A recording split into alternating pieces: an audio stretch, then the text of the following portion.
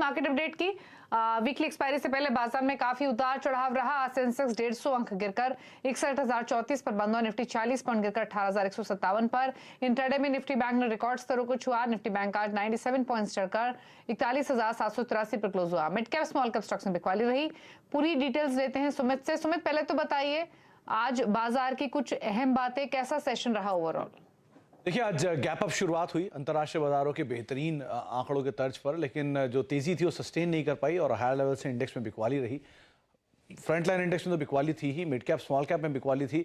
Nifty bank ने intraday में आज शुरुआती कारोबार में इनफैक्ट अपना नया रिकॉर्ड स्तर बनाया और वहां से बिकवाली देखने को मिली, लेकिन आउट परफॉर्मेंस जो थी वो पीएसयू बैंकिंग की तरफ से अभी भी कंटिन्यू है। 3-3.5% के आसपास तेजी देखने को मिली। सिलेक्टिव मेटल के अंदर खरीदारी थी, थोड़ी बहुत ऑटो में एक मूव था, लेकिन अदरवाइज स्टॉक स्पेसिफिक स्टोरीज काफी थी और नंबर्स का इंपैक्ट बहुत स्टीप देखने को मिला। मिसाल तौर पर पूरा आज पैथलैब स्पेस हेवीली टूटता हुआ दिखाई पड़ा नंबर्स के बाद। तो ऐसे अलग अलग स्टॉक के अंदर एक्शन था, लेकिन अगर की हाईलाइट की बात करें तो बैंक निफ्टी ने आज रिकॉर्ड बनाया और पीएसयू बैंकिंग की तरफ से एक अच्छी आउट परफॉर्मेंस कंटिन्यू है। ओके, और अगर सेक्टर स्टॉक स्पेसिफिक मूव्स देखें तो कहां रहे?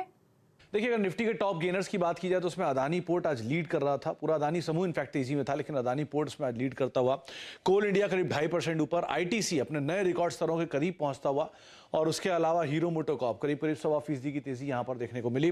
बिकवाली थी आज हिंडाल्को में 4.5% टूटा, पावर ग्रिड 4% टूटा, डीवी स्लैब लगातार दूसरा दिन नंबर्स के बाद जबकि प्रेशर आता हुआ दिखाई पड़ा और ग्रासिम करीब 1.5% की बिकवाली यहां बनते हुए दिखाई पड़ी। मिड कैप में PSU banking, union bank, bank of India, IDBI bank, तीनों में एक जोरदार तेजी और एयू स्मॉल फाइनेंस बैंक जो कि 4.5% की तेजी के साथ बंद हुआ।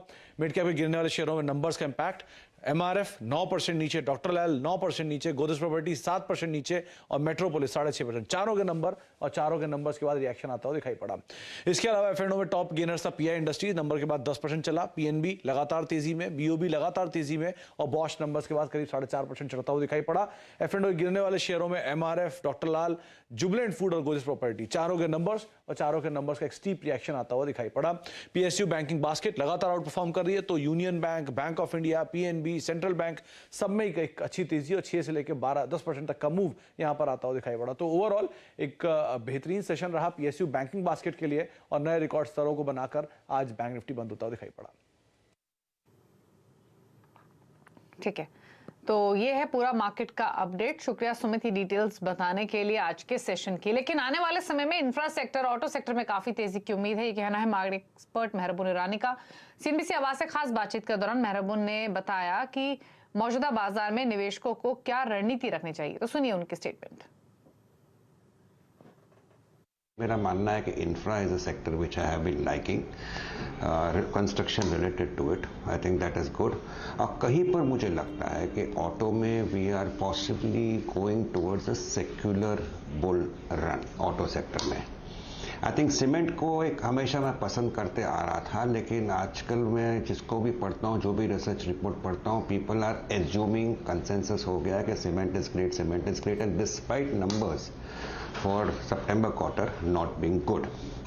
इसका एक मूल कारण है कि मैनेजमेंट्स ने एनालिस्ट कम्युनिटी को कहा है कि पेटकोक के भाव घटे हैं, I think and oil possibly could come down. ये सारे चीज एक्स्ट्रापोलेट एनालिस्ट हमेशा करते आते हैं and this according to me is little bit worrying, because जब भी कंसेंसस एक सेक्टर की तरफ बाय हो जाता है और स्टॉक्स बढ़ जाते हैं, I think somewhere you have to learn to take some money out for the time being. IT somewhere will come to a buying level, I am not in a hurry to buy, लेकिन public sector banks में I think while according to me अगले 3 quarter के लिए best result सितंबर quarter में आ चुके हैं।